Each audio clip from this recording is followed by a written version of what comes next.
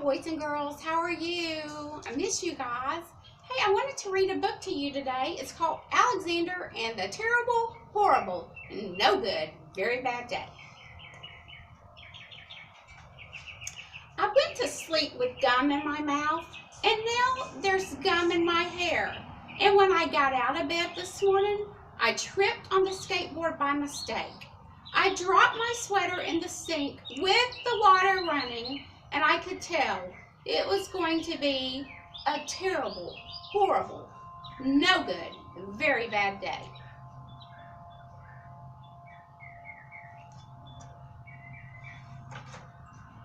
At breakfast, Anthony found a Corvette Stingray car kit in his breakfast cereal box, and Nick found a junior undercover agent code ring in his breakfast cereal box.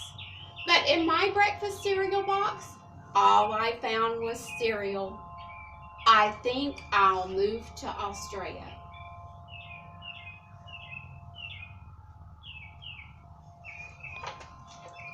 In the carpool, Miss Gibson let Becky have a seat by the window. Audrey and Elliot got seats by the window too. I said I was being scrunched. I said I was being smushed. I said if I don't get a seat by the window, I'm going to be car sick. No one even answered. I could tell it was going to be a terrible, horrible, no good, very bad day.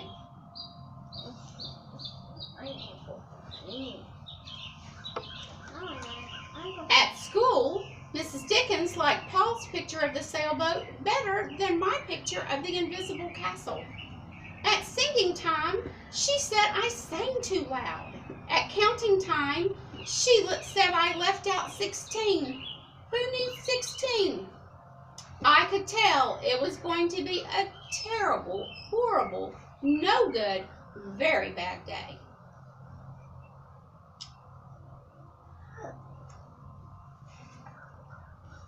I could tell because Paul said I wasn't his best friend anymore.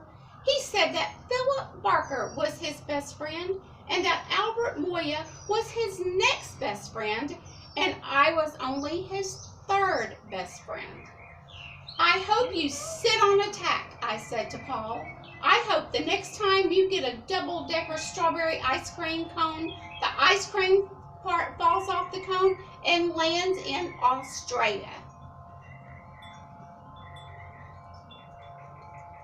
Why did you get mad, Nana?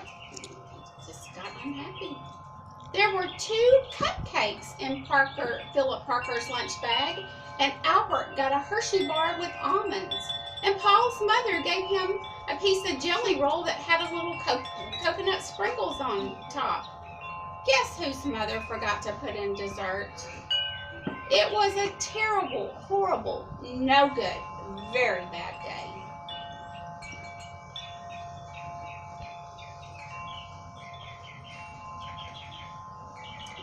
That's what it was, because after school, my mom took us all to the dentist, and Dr. Fields found a cavity just in me. Come back next week and I'll fix it, said Dr. Fields. Next week, I'm going to Australia.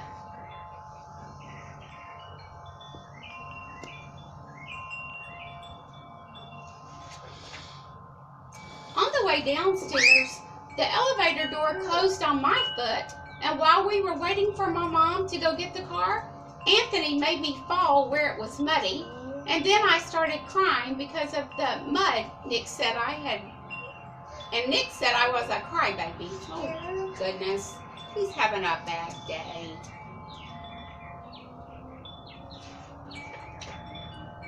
While I was punching Nick for saying I was a crybaby, my mom came back to the car and scolded me for being muddy and fighting.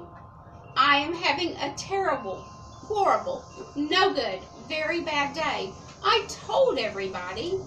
No one even answered.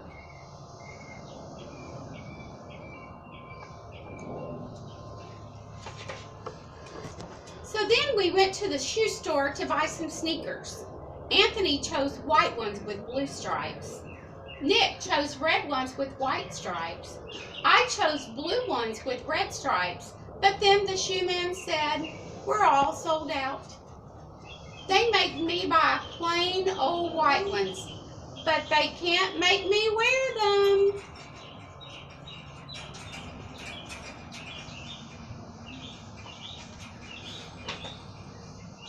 When we picked up my dad at his office, he said I couldn't play with his copying machine, but I forgot.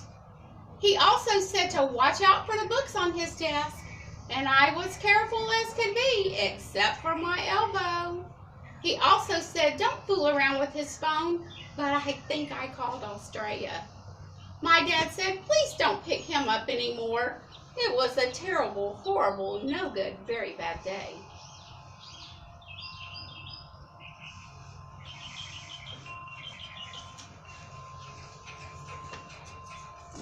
There were lima beans for dinner. I hate limas. There was kissing on TV. I hate kissing. What? Don't say that. Don't say that word. My bath was too hot. I got soap in my eyes. My marble went down the drain, and I had to wear my railroad pajamas. I hate my railroad train pajamas. What? Don't say that. When I went to bed, Nick took the pillow and he said I could keep it, and the Mickey Mouse nightlight burned out and I bit my tongue. The cat wants to sleep with Anthony, not me.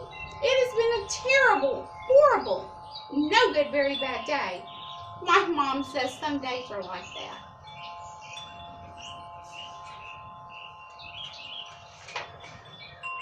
Even in Australia. Bye. See you guys later.